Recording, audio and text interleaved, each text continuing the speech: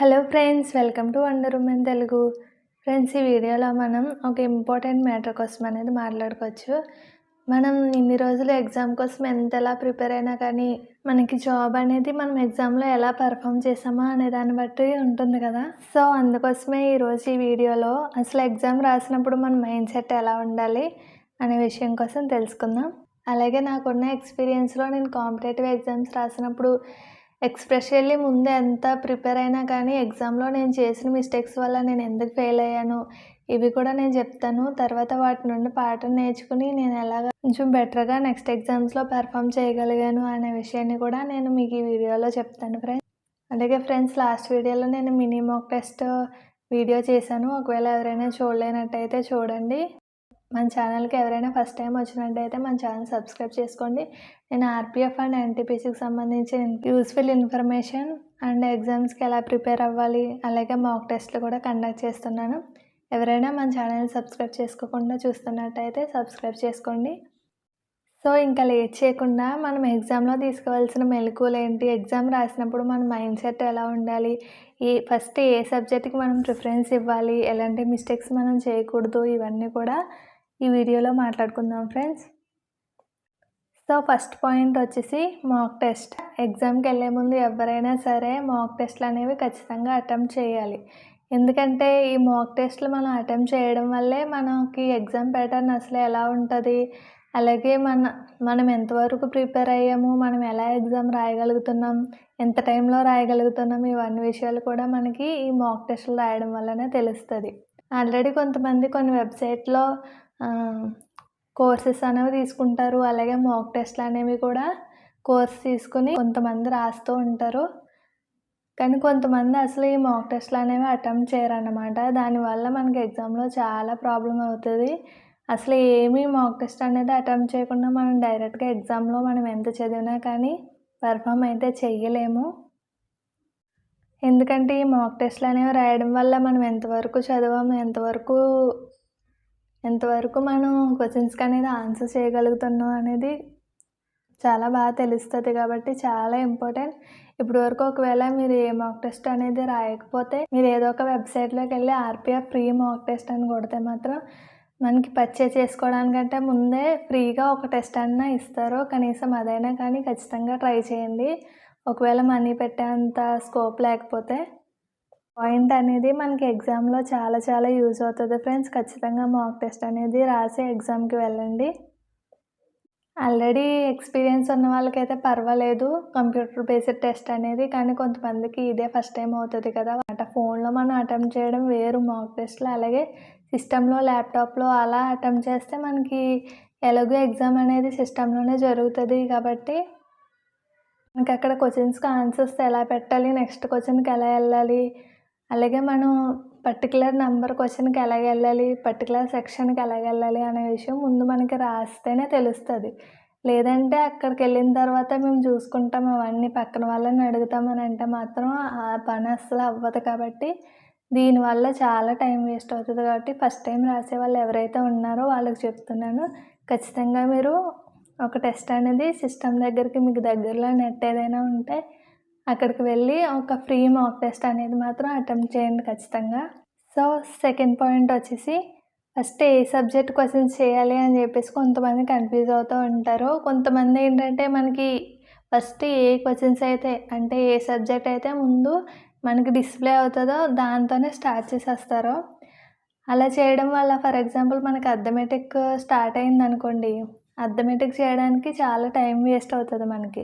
Arithmetic 35 marks, reasoning 35 marks, అలాగే general awareness మనకి 50 మార్క్స్కి మొత్తం 120 మార్క్స్ అనేవి 90 మినిట్స్ టైం ఉంటుంది. అంటే ఒక్కొక్క క్వశ్చన్కి కూడా 1 మినిట్ కూడా టైం లేదు చూడండి. ఇది మనకి జనరల్ అవేర్నెస్కి అయితే ఒక క్వశ్చన్కి 1 మినిట్ లేకపోయినా పర్వాలేదు, మనం ఒక 30 సెకండ్స్లో కానీ చేయగలుగుతాం క్వశ్చన్. కానీ అర్థమెటిక్, రీజనింగ్ వీటికైతే 1 మినిట్ 2 మినిట్స్ అలా కూడా పడుతుంది క్వశ్చన్ బట్టి. కాబట్టి మీరు ఎప్పుడు కూడా ఫస్ట్ అర్థమెటిక్ కానీ రీజనింగ్ కానీ అస్సలు చేయొద్దని చెప్తాను, నా సజెషన్ అయితే మాత్రం. ఎందుకంటే మీరు ఒకవేళ అర్థమెటిక్, రీజనింగ్ చేస్తే ఫస్ట్ ఆ సబ్జెక్టులు అనేవి మీరు స్టార్ట్ చేస్తే అందులో చాలా మీకు టైం వేస్ట్ అయ్యే అవకాశం ఉంటుంది. కాబట్టి ఫస్ట్ అందరూ కూడా మీకు ఏ సబ్జెక్ట్ ఫస్ట్ డిస్ప్లే అయినా కానీ ఫస్ట్ జనరల్ అవేర్‌నెస్ క్వెషన్స్ అనేవి చేయడానికి ట్రై చేయండి. తర్వాతే మీకు మీ ఒపీనియన్ బట్టి, మీ ఇంట్రెస్ట్‌ని బట్టి అర్థమెటిక్ చేయాలా లేదా రీజనింగ్ చేయాలా ఏదో ఒకటి అటెంప్ట్ చేయండి. అలాగే ఇంకో పాయింట్ ఏంటంటే for example general awareness questions అనేవి చూసాం. పేపరు డిస్ప్లే అయ్యింది మనకి. అలా చూడగానే మనకి ఫస్ట్ 10 క్వెషన్స్ చూస్తారు. హడావిడిగా టెన్షన్‌లో అంటే ఎగ్జామ్ అంటే ఎవరికైనా టెన్షన్ ఉంటది కదా! అలా టెన్షన్‌లో ఈ 10 క్వెషన్స్ చూడడం వల్ల ఒకవేళ ఈ 10 క్వెషన్స్‌లో 1 ఆర్ 2 క్వెషన్స్ వీళ్ళకి వచ్చినవి ఉంటే సరే, కానీ లేనివి గాని ఉంటే చాలా టెన్షన్ ఫీల్ అవుతారు. ఇలా మాత్రం అస్సలు ఎవరు చేయొద్దు. ఇలా ఈ 10 క్వెషన్స్‌లోనే మనకి ఏం రాలేదు అని ఫీల్ అయిపోవడం వల్ల నెక్స్ట్ మీరు వేరే క్వెషన్స్ మీద కూడా ఎఫెక్ట్ అవుతదనమాట. ఆ డిసప్పాయింట్‌మెంట్‌లో అలాగ ఉండిపోయి వచ్చిన క్వెషన్స్ కూడా మనం చేయలేము. ఆన్సర్స్ గుర్తురావన్నమాట. నా లైఫ్‌లో అయితే నేను కాంపిటేటివ్ ఎగ్జామ్స్ రాసినప్పుడు నేను బాగానే ప్రిపేర్ అయ్యి వెళ్ళినా కానీ ఎక్కువగా నాకు ఈ పాయింట్ దగ్గర నేను చాలా డిసప్పాయింట్ అయిపోయేదాన్ని. డిసప్పాయింట్ అయిపోయి తర్వాత నాకు మిగిలిన క్వెషన్స్ ఎన్ని క్వెషన్స్ వచ్చినా కానీ వాటికి ఆన్సర్స్ కూడా నాకు గుర్తొచ్చేవే కాదు. టెన్షన్ పడిపోయి అలా ఉండిపోయేదాన్ననమాట. అందుకని ఎప్పుడు కూడా ఫస్ట్ 10 క్వెషన్స్ చూసి మీరు ఎగ్జామ్ మొత్తం డిసైడ్ చేయొద్దు. ఎందుకంటే ఫస్ట్ 10 క్వెషన్స్ మీకు రానివ్వండి, రాకపోనివ్వండి. కానీ నెక్స్ట్ ఇంకా ఉన్నాయి కదా! 10 క్వెషన్స్ అలా ఉన్నాయి కదా!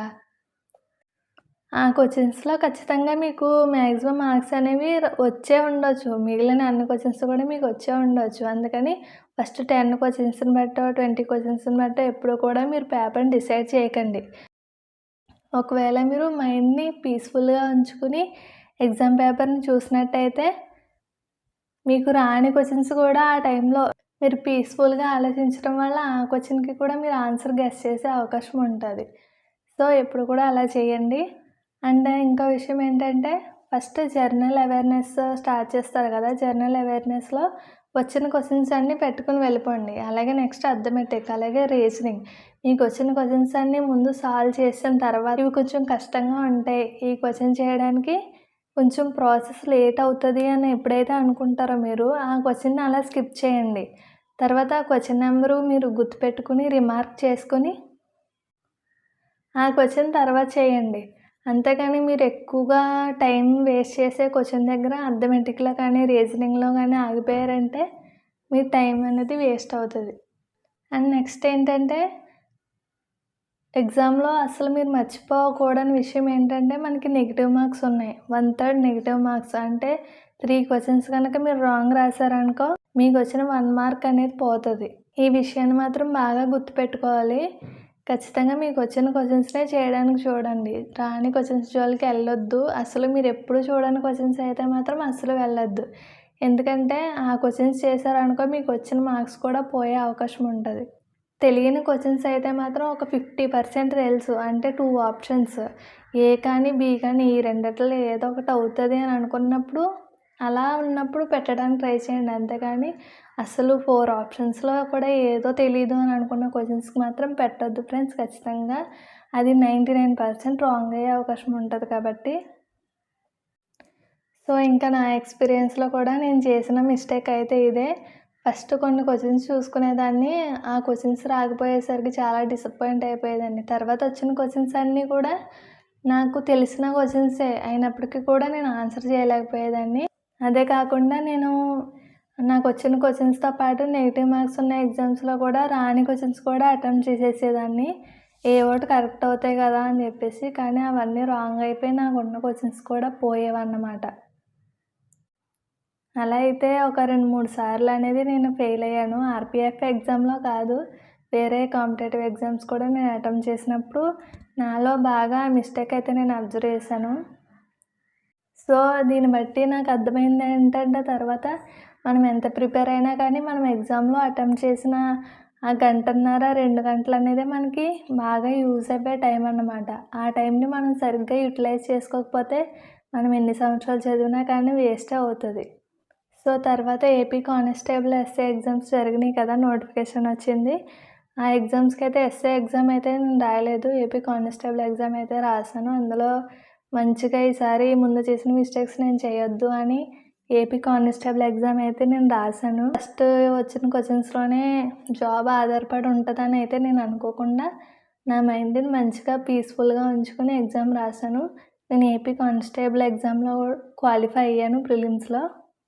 సో, అది ఫ్రెండ్స్ మన మైండ్‌ని ఎగ్జామ్‌లో ఎంత పీస్‌ఫుల్‌గా ఉంచుకుంటామో అంత బాగా ఎగ్జామ్ అనేది రాయగలుగుతాం.